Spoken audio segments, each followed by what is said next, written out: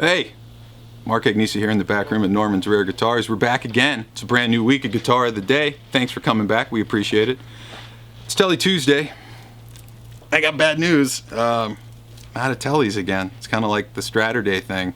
And I was reading comments and, dude, there's like 600 Strats on the wall. Like, yeah, no, I have Strats in the store. We didn't sell all of the Strats. But this show is kind of reserved just for the cool vintage stuff that you guys tune in for. I don't have any Tellys in the store that I haven't done yet. Nothing new. Like I said, I can't make this stuff appear. So as I read through comments, I had a couple people say, hey, do a Rickenbacker. And it's like, you know what? I do have a really cool Rickenbacker we haven't done yet. So why don't we do that for Telly Tuesday instead? All right? Is that okay with you? Can you handle that? Cool. Come on back. From 1966. This is a Rickenbacker 375. Look at the maple on that. Look at the top on that. Nice and curly. Let's talk about Ricks, because we don't do them that often, so let's talk about these things.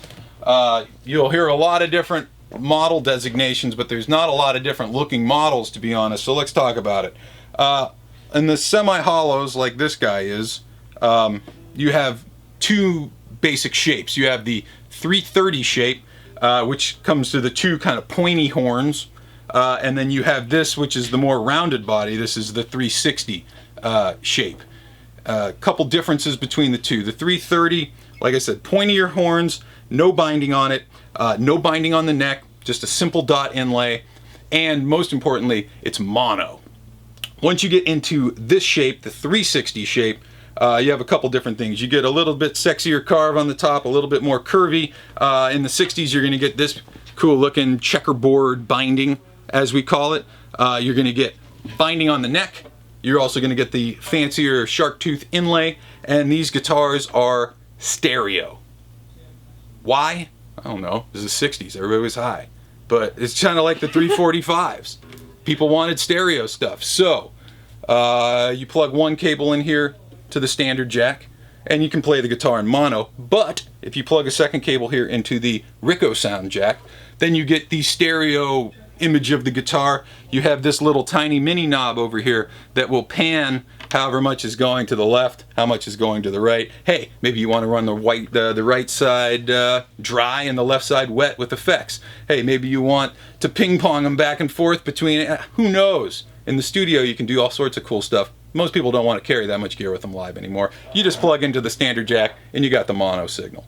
Let's see what else we have on here. Let's talk some more about the models, because you have the 330 we were talking about. Then there's a 335, a 340, and a 345. This is based on the 360 body. You have a 360, 365, 370, 375. What do all those numbers mean? So, 330, 360 would be the two pickup version of these guitars. Once you add the third pickup, you add 10. So a 3 pickup 330 would become a 340. 3 pickup 360 becomes a 370. The 5, anytime you see a Rickenbacker vibrato on there. So if it ends in a 0, it's got the R tailpiece. If it ends in a 5, you're going to see the wiggle stick, if you will. Now this is really for Rickenbackers like 64 and more current. Before that, they used to do it in the serial number. Serial number would either have a T or a V. T for tailpiece, V for vibrato. This is probably too much information, but hey, you're all here, we're here, let's talk about it all. So this is a 375. It's the curvier body, it's 3 pickups, and it's got a vibrola. Let's talk about those pickups. These are what we call the toaster pickups. This is kind of the classic, iconic Rickenbacker pickup. It looks like a toaster. That's why they call it that. Like you can put your bread in right there and push it down. Once you get into the 70s, by popular demand, see the toaster pickup is not what we would call a super high output pickup. It's got a lot of charm and character, but it's not super loud.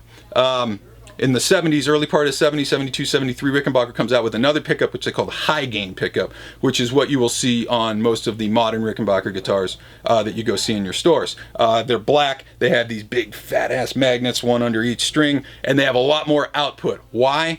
Because if you're playing this guitar live and you just put your Les Paul down and you plug in your Rick with toasters, your volume goes like this, and then you have to go back and compensate. With a high gain pickup, it's a little bit easier to match the output with other modern guitars of the day. If you're playing in the studio making records, It's a lot more charm in these toaster pickups. What do you say we go out there, plug up into an amp, see what kind of sounds we get out of this thing? Okay, we're out front. We have the 1966 Rickenbacker 375 in Fireglo finish. We got it going through a stock 410 hot rod DeVille. EQs at noon, a little bit of reverb, a little bit of overdrive just to get the amp hairy. We're going to start up here in the front position of the three-way switch.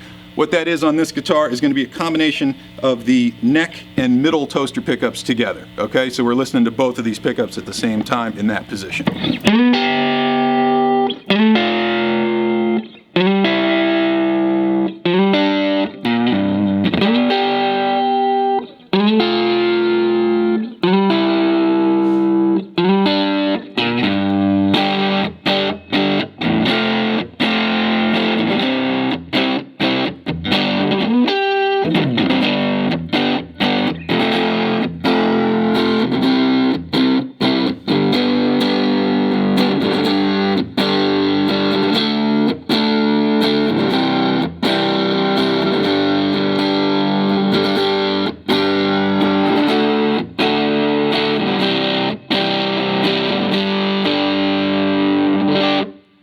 Moving on, we're going to go into the middle position on the switch. Now the middle position on this guitar is going to give us a combination of all three of the pickups together. All three are on right now, as opposed to just the middle pickup or the neck and bridge. All three at the same time. Let's see what kind of sounds we get out of that.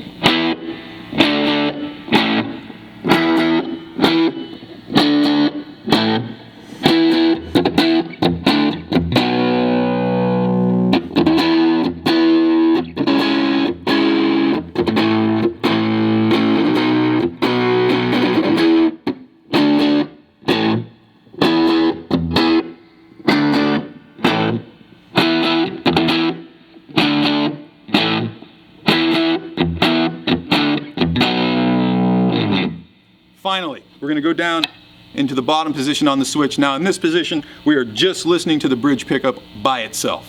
We're only listening to the toaster pickup in the bridge. This is where we really start to get that quack and that chime. Let's see what kind of sounds we get out of that.